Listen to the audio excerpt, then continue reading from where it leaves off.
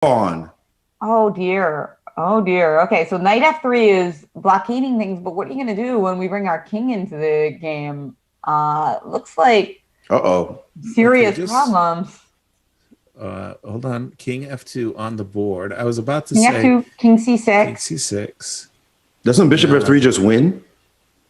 Bishop f3 takes king d6, king g3, king e5, king h3, king e4, and start chomping. Yeah, I'm not sure I'm calculate that. One thing's for sure, if you make any kind of weakness here, like b3, like suddenly that line's going to be totally winning, right? But it's black's move. It's black's move. Doesn't take just win the game?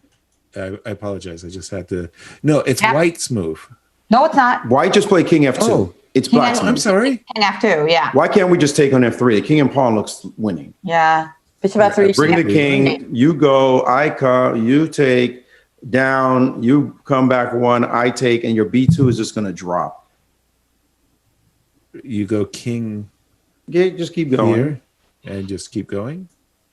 Oh, no. Hold on. I got to be careful. No, I probably need to play d4 myself.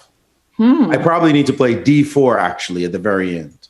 But if that's the case and this is a little squirrely, why not just like wait a move? Because eventually, like white's going to have to let you play bishop f3 eventually. So Fabi actually played king c5. Well, my worry is you'll move the knight and then I won't be able to trade or penetrate. But if I move my king in, I mean, how are you going to hold on to everything, right? Like if I plant my king on d3 or something. Well, I'm not going to let you. So I'm going to play knight. I was going to play knight h2. I hate that square, but knight h2, and then put the king to e2. But there is a bishop. There is a bishop b1 problem as well. That's a good point. And then king c4, king b3. Yeah, yeah. King c4 could be a really powerful move now. And note that he couldn't have played b3 to stop that, because then bishop f3, king f3, that entire variation would probably have been totally winning with the c pawn being so weak. So king c4, king e2 on the board. Okay, but bishop b1 seems logical now. Played. And how does he stop? Whoa, what's this? Knight f3. His point is after the pawn drops. Then what? I don't know. Knight d2 check. Right? And then the king backs up. D3 or something? But yeah, he did play bishop a2. Yeah, so king back. Now king b5 or c5. Oh, is he hoping for no, b3 does nothing. There's no way that works. I can't imagine. I mean, he could There's try no way it. That works. I mean, but played bishop takes a2. We do have this position on the board. King b5, king f2, all on the board. Yeah. He's going after the pawn on h3 now, obviously. Oops. Wait a second. The bishop is trapped on a2. Of course. I don't know what you guys were What do you mean? Why is it trapped? Why can't I go back to c4? Oh, well, you can, yeah. Yeah, but you're going to drop, your h pawn. Right, and he's done it. He's done it. It's a draw. This was terrible what he did. Oh. He escaped. And look at this. The H pawn is gone. Unbelievable. That time, like, okay. Bishop f3 was an easy winning king upon endgame. Unbelievable. That is shocking. Unreal. Shocking. He blew this game. And I see a head shaking going on there by Fabi as he recognizes he just let Wesley off the hook for absolutely no reason whatsoever. King takes a3. Now all Wesley's got to do is give up his knight for this pawn, and I'm sure he can do that very easily. Probably he should get his king on a dark square so that when you go knight to d6 to c8, you don't lose to bishop e6 check. Unreal. I cannot believe. Let's just go back to that ending, because it's just. He thought he was stealing a pawn, but the problem is the bishop can never get back to defend h3 because knight d2 check prevents us from the b1 square, and bishop c4, bishop b1, f1 is also guarded by the knight on d2. Nice defensive idea. Nice when you've been forced to, but look at this endgame. I think here it's critical. D4 right here is the critical move. Because you don't want him to be able to take. But now this endgame, you're just faster. You have to take. King takes, and now look how the white king is 2 files away, and the black king is just going to snap everybody. We can check the tempo with king two. This is completely. Well, let's show it out. Let's show it out. Let's show it for the fans. King e6. Okay. King e6 in this position. King d3. King. Just keep going. Just keep going towards the pawn. He goes. He goes. Well, you're going to lose these guys if you start pushing them. Okay. You just lose them easily if you push them. Just go back and let's just chase the pawns instead. After king c2, king c7 takes, king moves. This is one tempo. Oh, sorry, dude.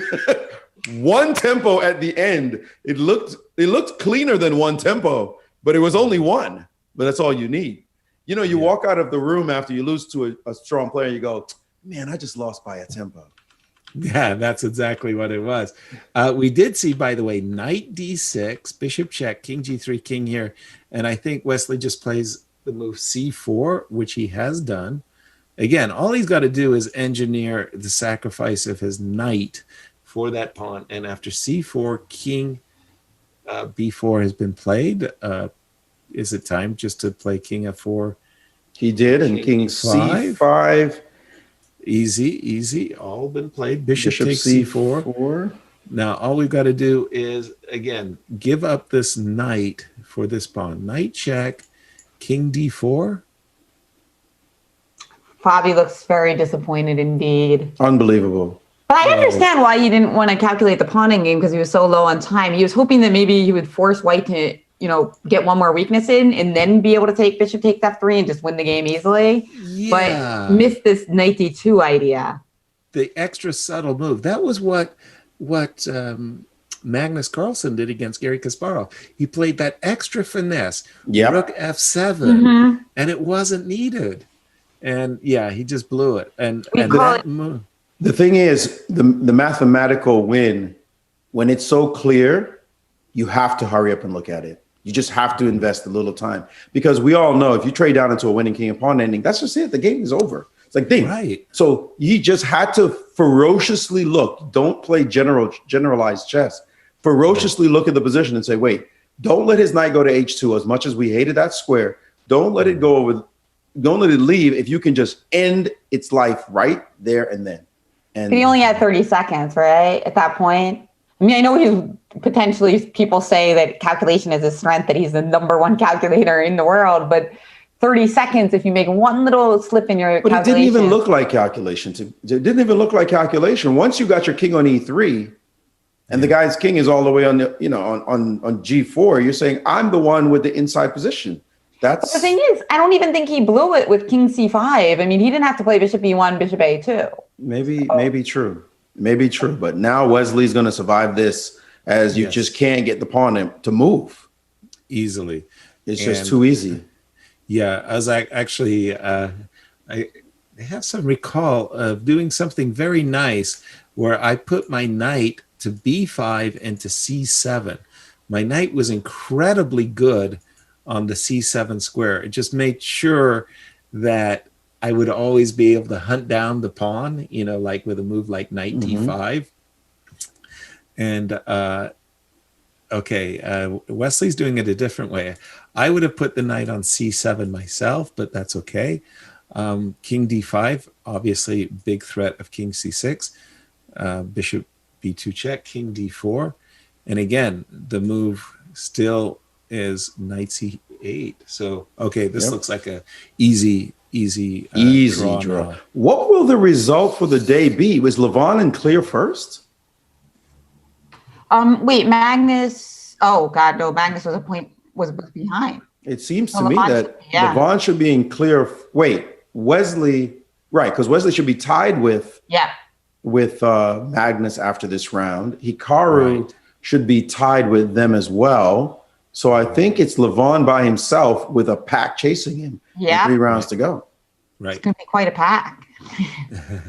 It is going to be quite a pack. The only pick from the commentators that will be in jeopardy will be Dominguez, who has faded after day one. But we're still in the hunt with our three pick, the three of us picking Magnus and Wesley. But Levon surging with 3 wins is just extraordinary. We see that the draw is official, and Fabi has to be so disgusted. Wow.